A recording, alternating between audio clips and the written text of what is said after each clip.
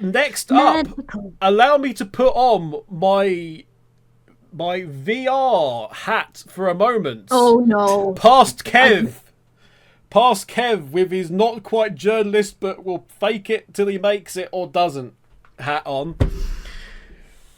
The big surprise was that Nintendo recreating the Virtual Boy and will support 14 games on Switch and Switch 2. That was one of the things that was good to see. They've done a physical recreation of the Virtual Boy, which is great to see. You can play all the classic games like Mario Tennis. Sorry, Mario's Tennis. It wasn't Mario Tennis. It was very specifically Mario's 'S tennis. But 14 games is like another extension of the Switch Online Pass expansion pack nonsense.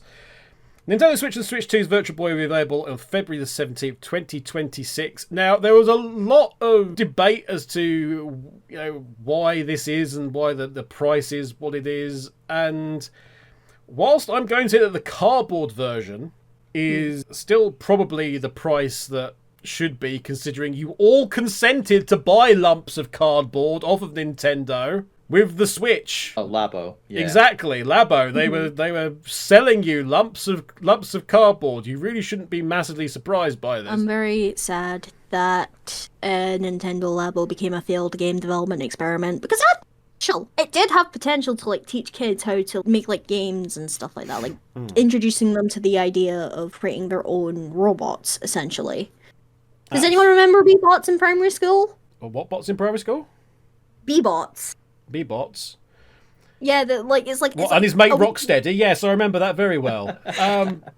So the cardboard Virtual Boy cardboard model is going to be $24.99 in dollars. That is, or the equivalent in your local area.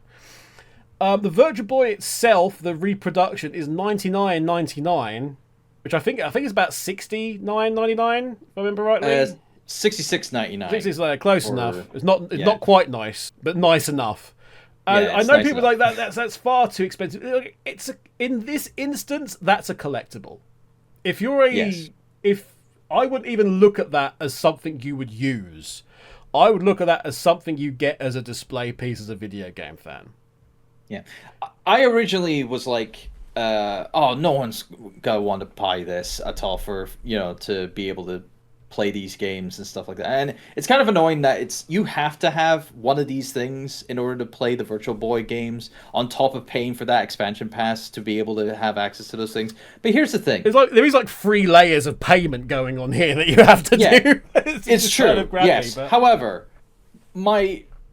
I've only kind of realized that it's not any easier trying to find the original hardware and all the games for them. And some of those games are super rare and cost a bomb. Yes. So really, in all honesty, if you want to experience this failure, this is the cheapest option you will get. They didn't have to do this. No one was asking for them to do this. I mean, hell, they have. I believe they have an exhibit for the Virtual Boy at their Nintendo Museum. They're not shy about mentioning it.